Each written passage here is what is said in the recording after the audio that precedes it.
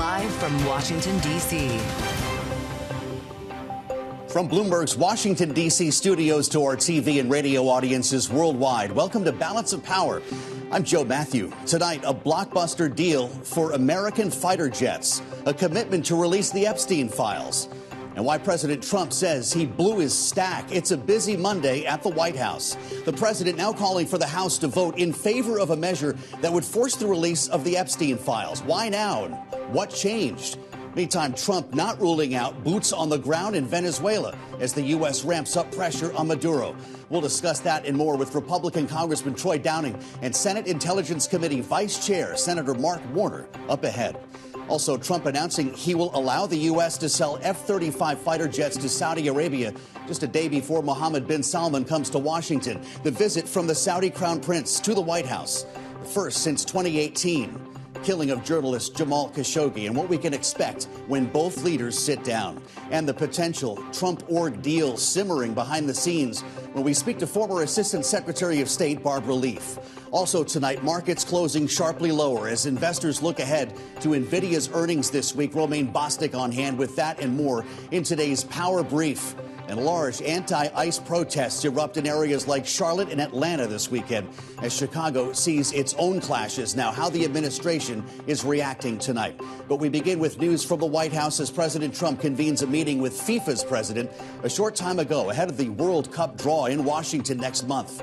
But it was news regarding tomorrow's visit from Saudi Crown Prince Mohammed bin Salman that made headlines when President Trump was asked by Bloomberg's Skylar Woodhouse whether the U.S. would allow the F-35 fighter jets into the country. Let's listen.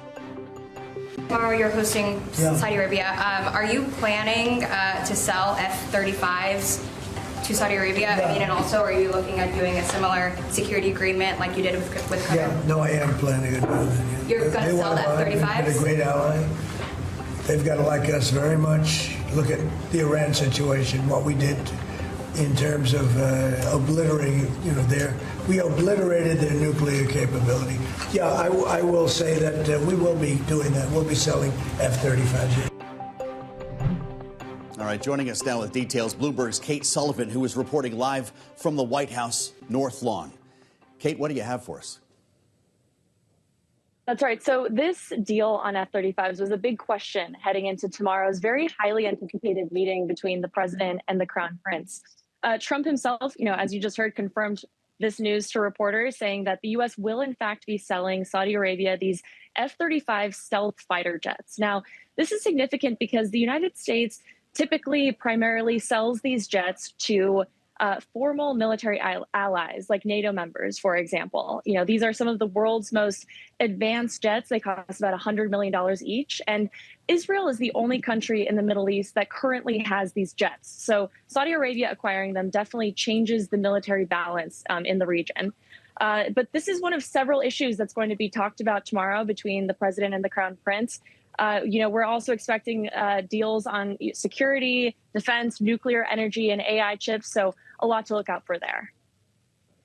Kate, the other big issue is this vote on the Epstein files in the House. For months, both House Speaker Mike Johnson and Trump have really sought to downplay and delay on this issue. Why are we suddenly seeing a strategy reversal to move quickly? So the president's reversal on this last night was absolutely stunning. As you mentioned, for months, the president has been trying to squash efforts, this bipartisan effort in Congress to release any federal records related to Epstein. And then last night, he pulled a complete 180 and said, actually, House Republicans should vote on this measure. So importantly, this is coming after reports that potentially dozens of Republicans were going to break with the president already and vote to release these files. The president today, we heard a little bit more on his thinking about this, saying, that he just wants people to stop talking about this, saying, let anybody look at it, but don't talk about it too much, because honestly, I don't want it to take away from us. So a real acknowledgement there from the president that this storyline has taken up so much oxygen. He's received so much blowback on it. It's become a real source of friction, even between among his most loyal supporters. And so, this story really doesn't seem to be going anywhere anytime soon. Bloomberg's Kate Sullivan. Kate, thank you so much. Spinning a couple of plates at the White House this evening. To that end, the House is expected to vote to release the files on Jeffrey Epstein this week. A vote is set for tomorrow following President Trump's reversal on the matter. The results should be interesting. Joining us now live from Capitol Hill with his perspective, Republican Congressman Troy Downing of Montana, a member of both the House Financial Services and Small Business Committees. It's great to see you, Congressman. Welcome back to Bloomberg TV and radio. Just so you know, there are other issues that we'd like to ask you about. But with this vote tomorrow and the president weighing in, I'm wondering if you've decided how you will vote here and to what extent we might see numbers of Republicans, if not a unanimous vote in the House. Well, I've been pretty clear from the beginning, and I believe most of my colleagues have been as well. Everybody wants to see the bad people being held accountable to the fullest extent of the law. Our biggest concerns are to make sure that we're protecting victims. And I just wanted to make sure from the beginning that those victims weren't exposed, the ones that didn't want to be exposed, and that we're taking that very seriously. But at this point, I agree with the president. This has become so much political noise that's slowed us down from actually keeping up the momentum of doing what we have been doing and working for the American people and getting policy passed, that even though I believe the work being done on the Oversight Committee was superior to what's happening in this discharge petition, I do plan on supporting it, and I expect to have that vote to happen this week, if not tomorrow. Trump has also said he would sign it if it comes to his desk. If the Senate takes this up, if Trump then signs it into law, how quickly do you think we could see these files, and what are you expecting will be contained in them? Well, I don't think there's any smoking gun. Well, first question, I think it'll go quickly. I think that the president will sign it very quickly because he, just like the rest of us, wants to just get rid of this noise that's distracting us from actually, talking about the important things to the American people. But in terms of a smoking gun, if there was something in there that was embarrassing to this administration, it would have come out before. We've had this information has been with two different administrations, both the Biden and the Trump administration, and nothing came out in opposition in the last election. I don't believe that there's anything that's going to be surprising in there. My concern was just that it was done correctly and that we're protecting victims. And this is going to come out, in my opinion, very quickly. So let's move on to some other policy here, Congressman. We want to use our time while you're with us, and I'm wondering your thoughts on this idea of selling F-35 fighter jets to Saudi Arabia. Our viewers and listeners should know you're an Air Force veteran. You were deployed twice to Afghanistan. Is this the right thing right now for our national security? Well, I'm going to, kind of take a level walk on that because I'm not sure. I understand that we need to be supporting our allies, and obviously Saudi Arabia has been an ally, especially in recent conflicts. Whether we want to start arming them with F-35s, I'm not fully convinced that's the right thing at this stage, but I'm listening, and I'll be talking to the administration on understanding what the goal is there. What are your hopes, then, for maybe a broader agreement tomorrow, Congressman? It's not just F-35s. We're talking about a massive amount of direct foreign investment, potentially from the Saudis, if not a restructuring of the political order in the Middle East. Do you have high hopes for this meeting? Yeah, I think we've seen so much happening in the Middle East, and we can capitalize on that momentum and that goodwill and see if we can actually finally see some stability in a place that's been, traditionally unstable. And as we start to grow, allies in that region, and we start to have some kind of, connection and start doing business, start actually working together, I think that goes a long way in goodwill in making sure that we don't relive some of the issues that we've had with the Middle East in the past. Congressman, one of the other issues that will be discussed tomorrow are AI and chips. You have a bill in Congress right now that would provide more training for small businesses. What is the deficit that you're seeing in terms of AI knowledge and expertise in the small business community? Well, this is a huge one. Artificial intelligence, it's not just coming, it's here. And it's going to develop faster than most of us can keep up with. And what I'm worried about, I kind of see artificial intelligence as a modern day arms race. And if we're not developing it and we're not giving it the ability to grow here, our adversaries are going to grow faster and we're going to be left in the dust. And so one of the things with my AI Wise bill that we're trying to address is how small businesses can find information. So basically having training with the Small Business Association so that they're talking about concepts and things to be looking at and how to employ AI in your business, because it's already out there. There's so many things that are part of your life right now that you may not know about, and this tool is going to become more and more important. You know, one of the things that I've said many times is artificial intelligence is one of the most exciting things that we've seen in my lifetime, and also one of the scariest things. We need to make sure that we're really educating ourselves, looking at this closely, and making sure that our small businesses have the opportunity to use those tools so that they can remain competitive in what's coming imminently. Congressman Troy Downing of Montana, thank you. Thank you so much. And on Wall Street, traders are preparing for both Nvidia earnings and the jobs report data this week, which will be key in shaping the outlook for markets throughout the rest of 2025. However, it was President Trump's remarks in the Oval Office today that sent shares of Lockheed Martin soaring after he confirmed that the U.S. plans to sell F-35 jets to Saudi Arabia. For the details on everything we need to know from Wall Street today, we now turn to Power Moves with Bloomberg's Romaine Bostick, who joins live from World Headquarters in New York. Yeah, Laura, a humbling day actually on Wall Street. We talk about the third straight day of declines for the major benchmark S&P 500. That's the first time we've had a trifecta of daily losses for at least a couple of months now. And it seems to suggest that a lot of the euphoria that we have seen in the market that had pushed the S&P up more than 35% over the last 7 months, the NASDAQ 100 up 50% over that stretch, that maybe that has finally run its course. You see that reflected not only in the S&P and the NASDAQ, but you saw that reflected in a big way in Bitcoin. Remember, we came into this year with a monster rally in the largest cryptocurrency. All of the gains on a year-to-date basis, Laura and Joe, that have now been erased. Some concerns here about whether this rally had gone too far, too fast, and we're going to get a big reality check over the next couple of days. Some big earnings out of some of the biggest retailers out there like Walmart, Home Depot, and Lowe's. And at the same time, we get a big earnings report from the largest company in the world, Nvidia, that will either ratify or maybe disprove just how much juice is left in that AI trade. Meanwhile, we have seen a rotation out of some of those tech stocks and into other areas like healthcare and defense. You referenced that Lockheed Martin rally that we saw on the day, those comments by President Trump giving a lift to at least one company in that sector and maybe others. We may find out a little bit more when we see the president meet with the Saudi Crown Prince tomorrow in Washington.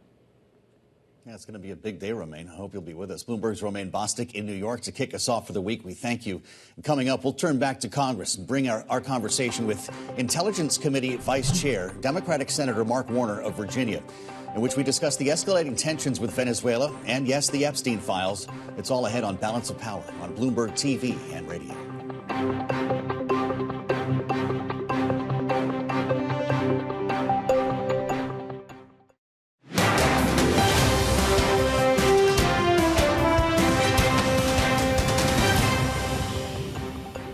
It's Balance of Power on Bloomberg TV and radio. Alongside Laura Davison, I'm Joe Matthew in Washington. As Congress inches closer to passing a resolution that would kickstart the potential release of the Jeffrey Epstein files, Democratic Senator Mark Warner of Virginia stopped by our bureau today for a sit-down conversation in which we discussed everything from President Trump's pressure on Venezuela to the release of those files. Listen.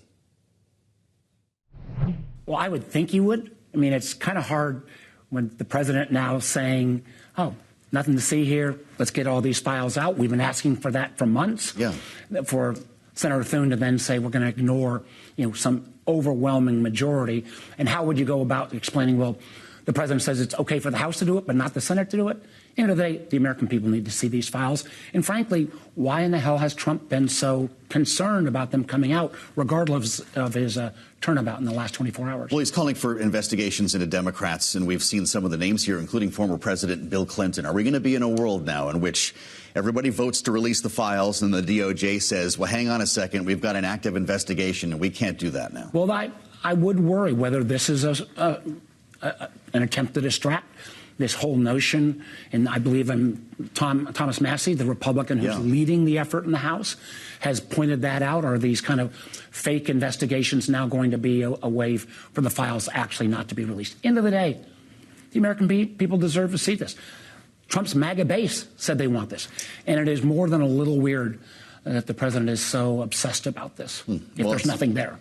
It's coming against the backdrop of some pretty incredible developments when it comes to geopolitics, We're told we may be on the precipice of war in the Caribbean, which I know is something that you've been talking a lot about in your post on the Intel Committee.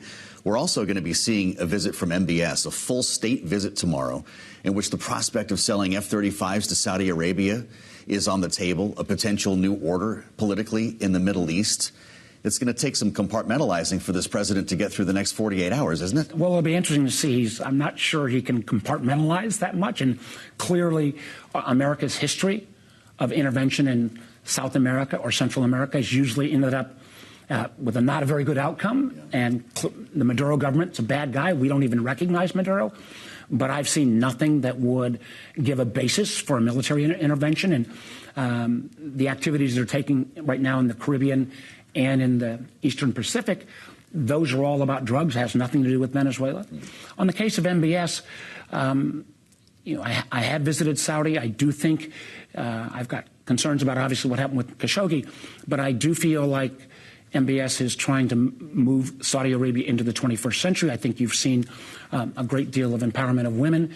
I think you've got an economy that's trying to move away from oil, but whether they are really going to be the long-term steady partner that I think America would hope for is, again, a bit of an open question. With the buildup of military might that we've seen in the Caribbean, do you expect that we will see either some sort of land invasion or airstrikes? Well, there would be, I can't think of any legal justification that would validate, a landing, putting troops in harm's way, and even on the airstrike. I mean, this is not something, this has been building for months. If the president's going to take action, I think it is absolutely obligatory that he would brief Congress. This is not something that would happen out of the blue in some other part of the world where, the president has to act very quickly and then brief Congress after the fact. Since this has been about, appears to be a pressure campaign on Maduro, he must keep Congress informed, and they have not done that at the level they should. We've seen the president also turn to this affordability issue that Democrats had a lot of success with in the off-year elections just a couple weeks ago, in terms of talking about rolling back some of his tariff policies or looking at other ways to lower cost and these dividend checks that would go out to households. You're going to face voters in just about a year in Virginia, where Abigail Spanberger had a lot of success. How do Democrats sort of maintain their edge on this issue? What do you need to do? Well, I think you need to show you've got actual plans to bring down, for example, housing costs.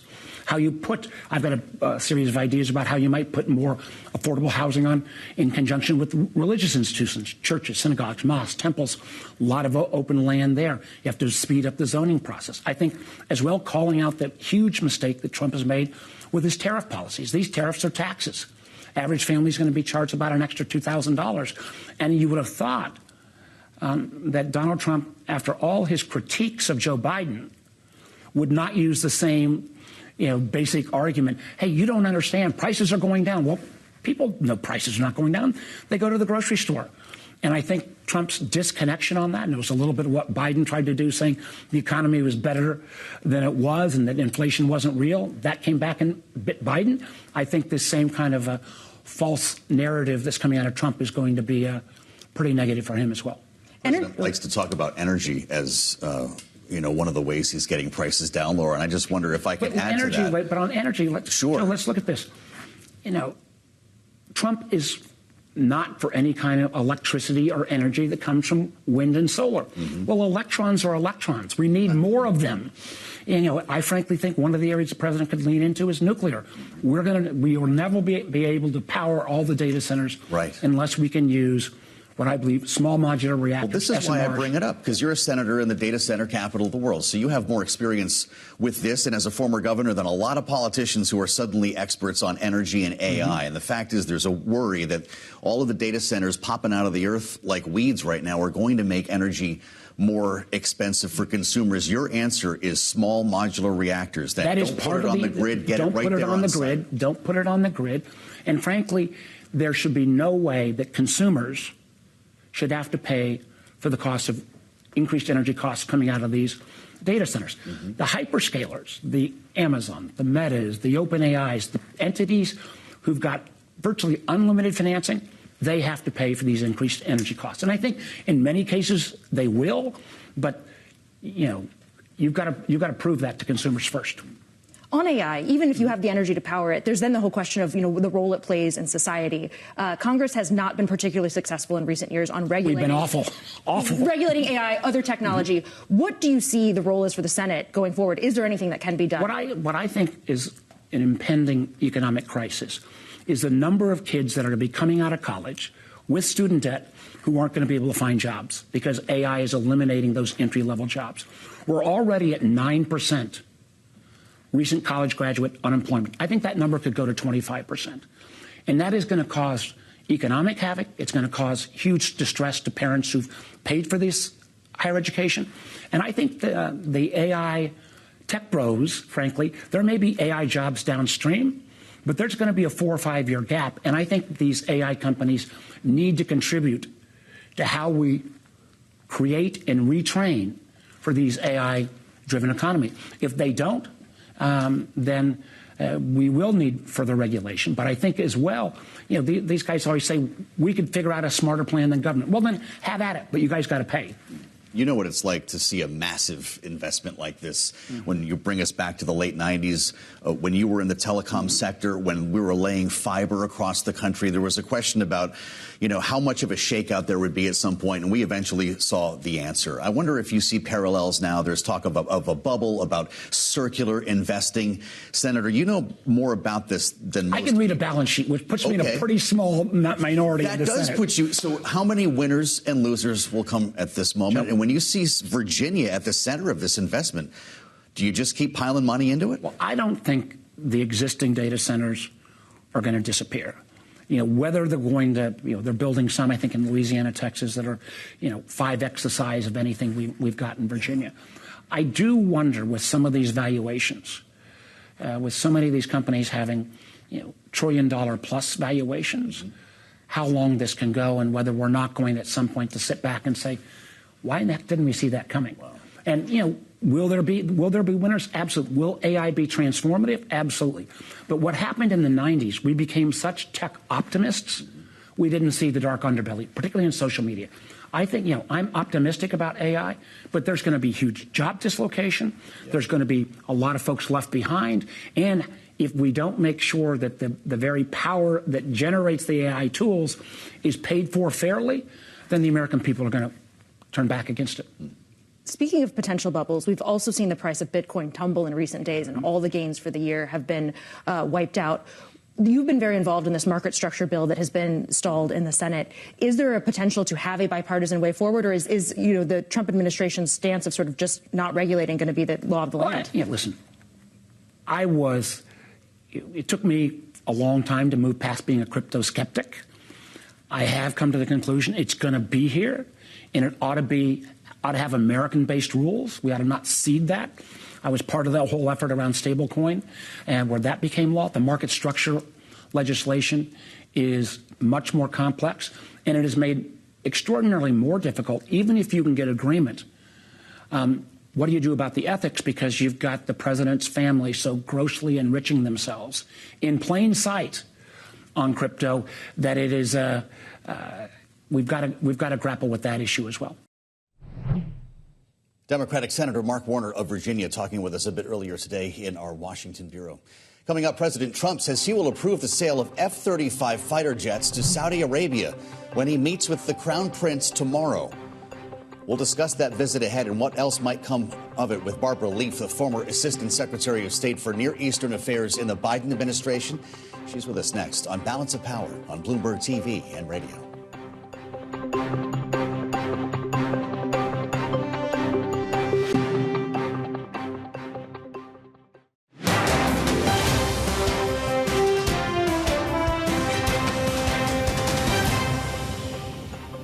This is Balance of Power on Bloomberg TV and radio. Alongside Laura Davison, I'm Joe Matthew.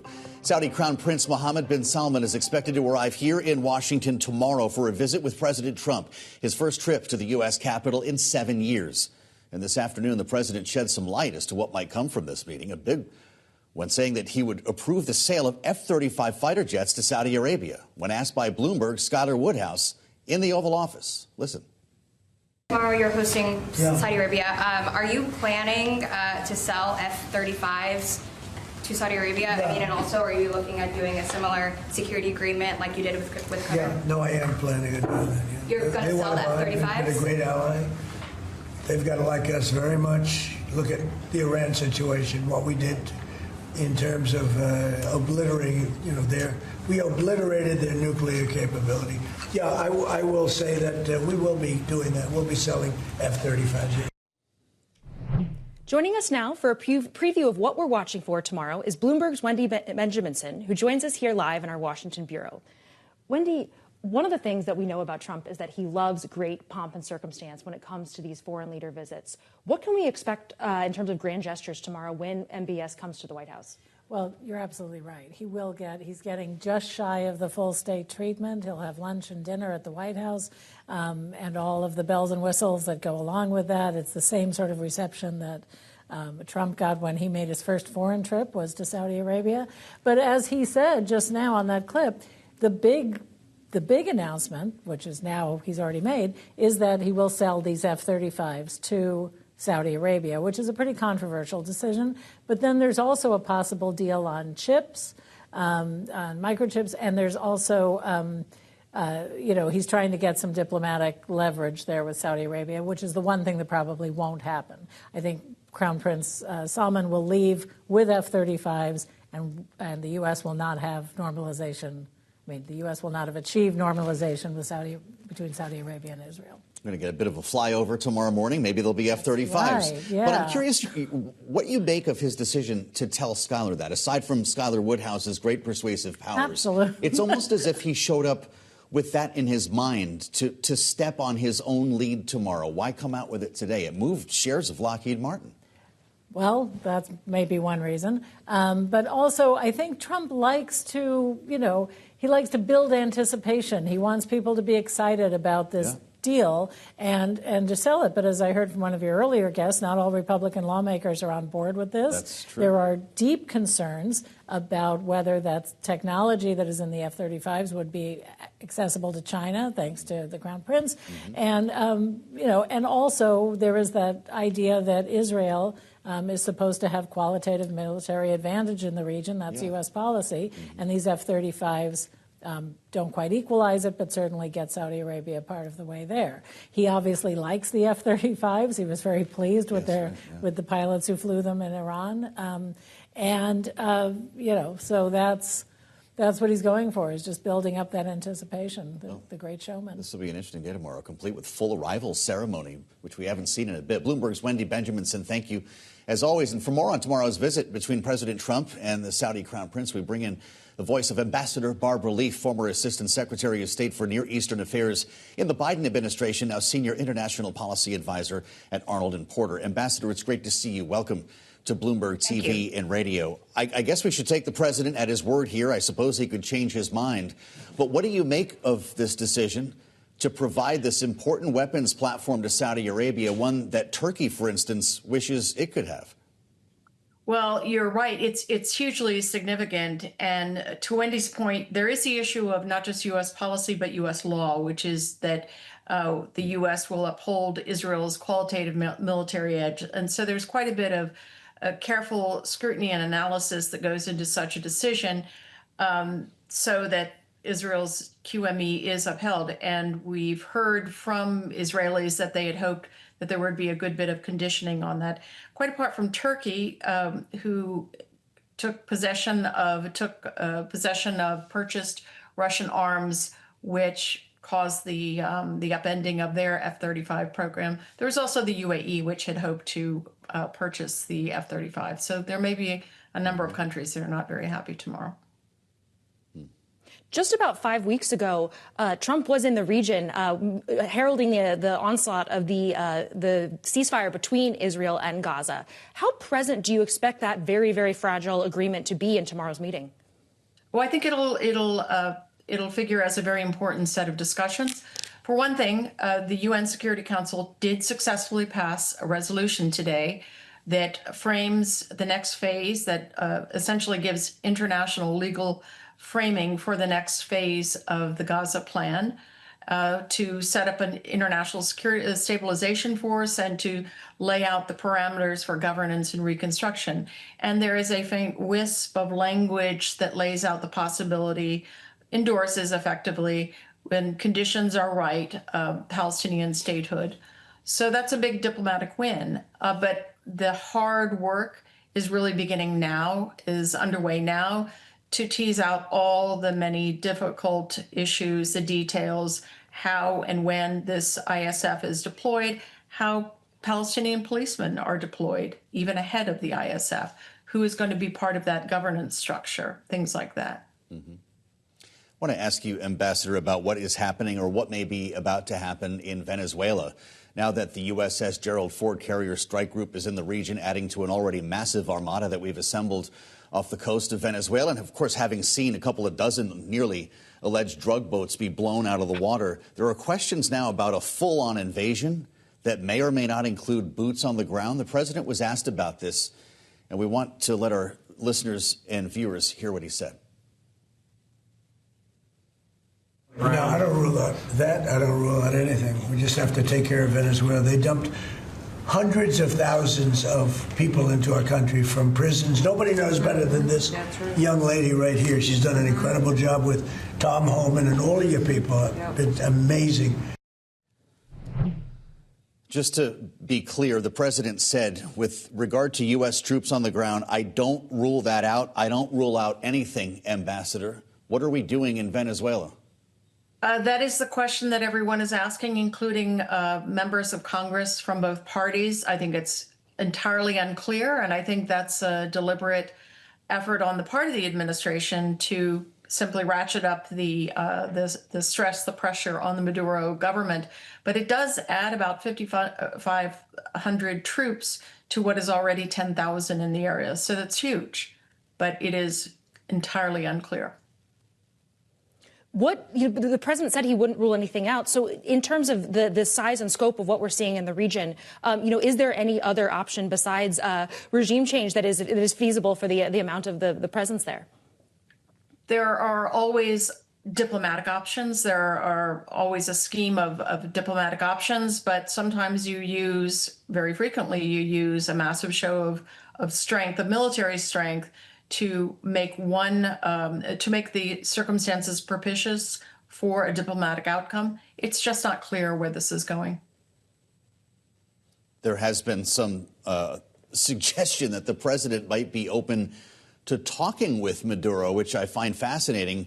After weeks and weeks of a military buildup here, he was asked about this over the weekend and suggested that he would at least be open to it. He says, I'll talk to anybody anytime. I want to get the quote here. He said Venezuela would like to talk and that the U.S. may be having some discussions with Maduro as the buildup of forces occurs in the region. Is that all this is, a deterrent or a way to force Maduro to the table? I think it's a bit of a psychological piece of theater, but I couldn't rule out a diplomatic channel opening up or even the president engaging with Maduro himself. He has made it clear in many different circumstances that he will engage in personal diplomacy, even in circumstances where U.S. presidents or U.S. diplomats have not hitherto done. On the Hill today, we heard Lindsey Graham say that this bill, with President Trump's blessing on Russia sanctions, will move forward. This would impose sanctions on countries that trade with Russia. So India and China would both be very affected.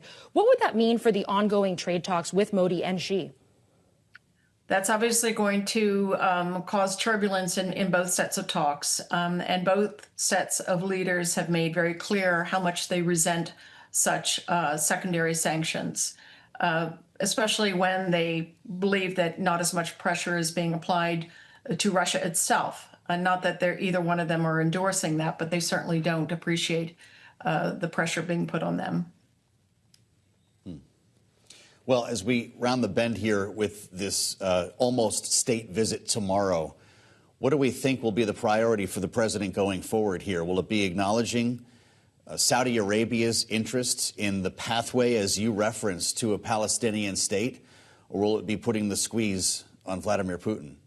So, look, I think this is a big celebratory sort of visit for both leaders, there are substantial gaps in what either one wants in the relationship.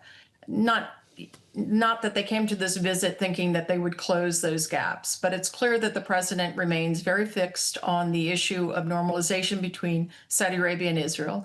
That's not in the cards at this point and may not be in the cards for a very long time. And at the same time, the Crown Prince really wants something that he can take home that is a security guarantee, which again, he is not likely to get in the form that he wants, which would be a treaty. He is going to get at most the sort of written executive statement of intent. But they will still have a lot to celebrate, and I think there will be undoubtedly very significant commercial deals announced all along the way. It's good to have you, Ambassador. Barbara Lee, former Assistant Secretary of State for Near Eastern Affairs in the Biden administration. We thank you for the insights. Coming up, the heated conversation that President Trump says caused him to blow his stack and lose his voice.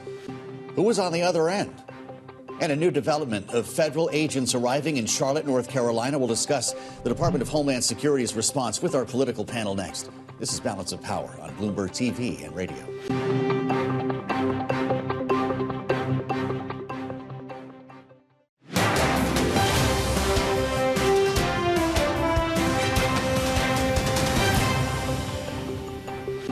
Balance of Power on Bloomberg TV and radio. Alongside Laura Davison, I'm Joe Matthew. Thanks for joining us. We'll have more on today's top stories with our political panel coming up. Rick and Jeannie are with us. But first, the stories we're watching in today's Power Brief. David Richardson, the Trump administration's top official at FEMA, resigned today after just 6 months on the job. Richardson had no emergency management experience when he took the role and was criticized extensively for FEMA's handling of the catastrophic July 4th floods, which killed more than 130 people in Texas. President Trump has repeatedly suggested FEMA be eliminated entirely and is launching an independent review council to weigh in on the fate of the agency.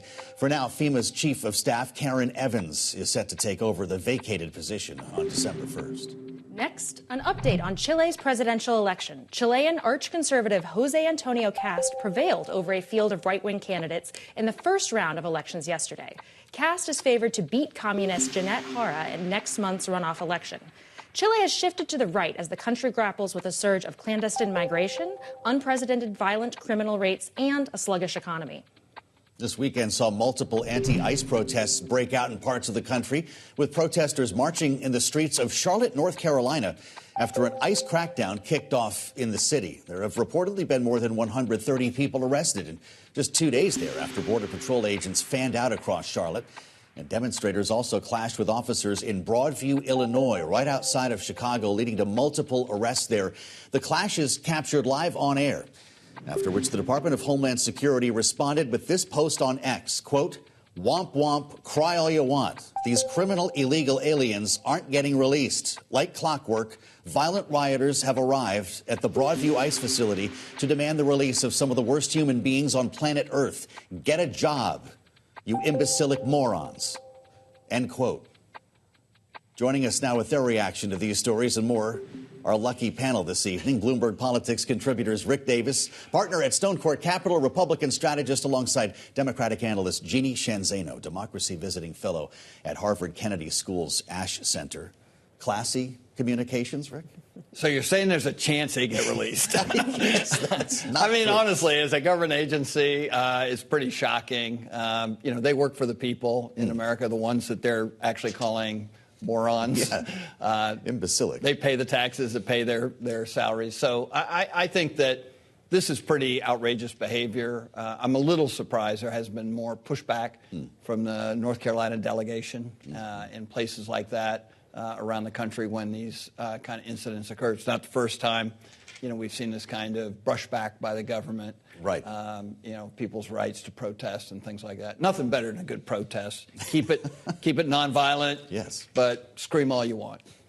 Jeannie, the other thing that has people riled up is Epstein. We ended the week throughout the weekend. Trump reversed position, and now this week is set to be characterized by that. Can you put this moment into context a little bit for us? How much will this actually matter, a month or two from now, and particularly in the midterms, just about a year from now? Yeah, I mean, I think it depends a lot on what happens. You know, I don't think that many of us could have predicted several months ago that we would still be talking about Epstein, Laura, and that's all we've been talking about. And I think part of it is the response, quite frankly, of the Speaker of the House, keeping the House out for, 6 or more weeks, trying to avoid this discharge petition. Now it's coming down the pike. Now it looks like they have a veto-proof majority. The president does this 180. So I think part of what has that kept this going is the response. I mean, it is still curious to me why the president hasn't just said to Pam Bondi, release the files. Obviously, or we suspect it's because there's something in there he doesn't want to see the light of day. So I think a lot depends. You know, my guess now is that we probably get the vote out of the House, out of the Senate. The president probably signs, and then it gets stalled in the DOJ because they have now embarked very quickly on an active investigation under which they will hide the ability to release the files. Well, there was a lot of news coming out of the White House this weekend, including this 180 that the president wrote on Truth Social, his decision to urge Republicans to vote for the release of the Epstein files after having Lauren Boebert reportedly in the Situation Room last week to try to peel her off the discharge petition. So we're all in now. And the president was asked about it by reporters earlier today in the Oval Office. Here's what he said. I feel great. I was shouting at people because they were stupid about something having to do with trade in a country, and I straightened it out. But I blew my stack at these people. All right, we need to qualify this. He showed up, Rick, with a voice that sounded like he had been yelling. And indeed, when he was asked, he said he blew his stack. This came after a pretty difficult weekend in which he came to this decision about Jeffrey Epstein. He made a lot of other news on Venezuela on down. Do we think he was yelling about trade over the weekend or something else? Yep, you never know, right? Could have been yelling about trade and everything else. Sure. And as you point out, pretty tumultuous week leading into the weekend. And look, he couldn't have been too upset. He was playing golf. I mean, like when you get a day on the golf course, don't blow your stack unless it's over a 2-foot putt you missed. Right. So the reality is, they're under a lot of pressure at the White House right now. Things aren't going their way. They had a disastrous elections. The Jeffrey Epstein thing keeps coming up to the top. I mean, you have a chance tomorrow where the entire House of Representatives votes to release these files, Republicans and Democrats. Right. So this is a disaster for the president at a time when he's trying to celebrate this relationship with one of his best friends in the region, MBS, and it's just not going his way. Are you hearing that? This could be a unanimous vote? Oh, sure. I mean, he has instructed the Republicans to vote for it, and the Democrats were all voting for it anyway. Wow. So what Republican is going to vote against the president's wishes? Can't imagine. I mean, they're just all going to, fold right in. I mean, maybe there'll be a couple just so we don't say it was a unanimous vote. Wow. Well, there's actually a couple things that are coming up here that could go against the president's wishes. There's a health care deal to potentially be worked out. There's this Russia sanctions bill that would be a check on Trump, as well as a funding deal, which Trump has not really wanted to engage on that. That's a lot on Congress's plate. There's only about 6 weeks left till the end of the year. Jeannie, what does your crystal ball show on, what Congress can actually get done? And, is Trump going to be happy with that work? I think it's going to be very tough for Congress to move through these funding bills. I mean, they have to do it, and God willing, they're able to. But they've also got, as you mentioned, other things on their plate. What happens with health care is a big question. So far, we haven't heard really a feasible idea from the Republican side to combat what they see as the problems with Obamacare. Of course, we've got the NDAA. I mean, the list goes on. And in the middle of this all, they've got this Epstein vote. So it's a lot on Congress's plate, and they haven't been in for a long time. So I understand they're here this week, but I was curious as to why last week, Laura, they went, what were they in, 1 day, 48 hours after being out for 6 weeks? So they should be here for the remainder of the year and putting their nose to the grind on all the things they haven't been doing for the last several months for the American people. If there's a blowout result in the House, Rick, what does that mean for the Senate? John Thune, until now, had no plans. There's no such thing as a discharge petition, right, in the upper chamber. Could he be forced simply by the numbers to bring this to the floor? Well, same thing applies, right? Donald Trump has said Republicans should vote for this. So you need 13 Republicans to cross over and get 60 votes to create the the cloture that you need to pass this bill. And yeah, I can see that happening. I can see those Republicans crossing over because, again, you'll have all the Democrats voting to release these documents. And so he's actually creating pressure on himself by, encouraging Republicans to be for this right after he was encouraging Republicans to be against it. And so now it's all going to be on him, I think. I think it'll get out of the Senate. Yeah. He said today he'd sign it. Yeah, and he said he'd sign it. And so, none of this makes any sense. But again, this administration it's not even a Taco Monday. It's like something totally different where he's just flip-flopped on this issue. Wow. Jeannie, what do you make of this divorce that really became public with Marjorie Taylor Greene over the weekend that's been brewing for some months? Is this, a tip of a broader trend here, or is this just one character who will be cast aside as many others in Trump's inner circle have been in the past? I know. It doesn't seem like that long ago we were talking about the divorce from his BFF Elon Musk, and now here he goes with Marjorie Taylor Greene. He seems to be losing his touch with nicknames. He was like Marjorie Taylor Brown, Marjorie Trader Greene. I mean, he was explaining what he meant by Brown.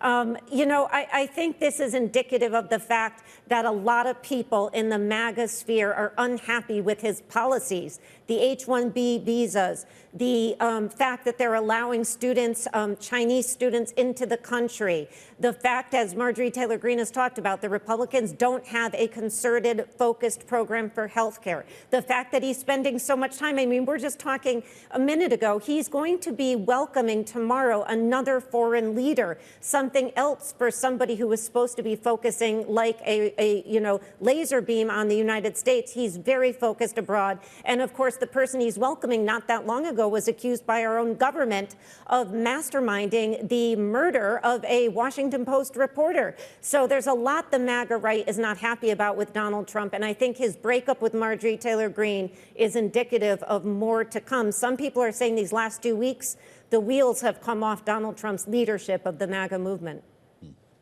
Marjorie Taylor Greene says she's being doxxed now. The pizza deliveries, the prank pizza deliveries are coming. What is she in for after a breakup with Trump? I mean, these are alligator tears. I mean, nobody has said or done the worst things. I mean, she was kicked off of her committees for the kind of violent rhetoric she was pursuing. And now she's apologizing. Now she doesn't want to be bothered. I mean, come on, get a life.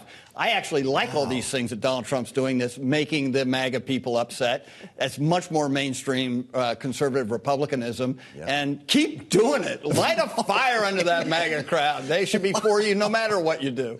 This is about to get good, I think, Laura. Rick Davis and Jeannie Shanzano, thank you both. To learn more about everything we discussed here this evening and more, make sure to check out the Washington Edition newsletter. You've got a lot to catch up on from the weekend, and you can find it on the terminal and online. Thank you for joining us on Balance of Power. We'll meet you back here tomorrow alongside Laura Davison. I'm Joe Matthew. The big visit in town, and we'll have it all for you tomorrow at this time right here on Bloomberg TV and radio.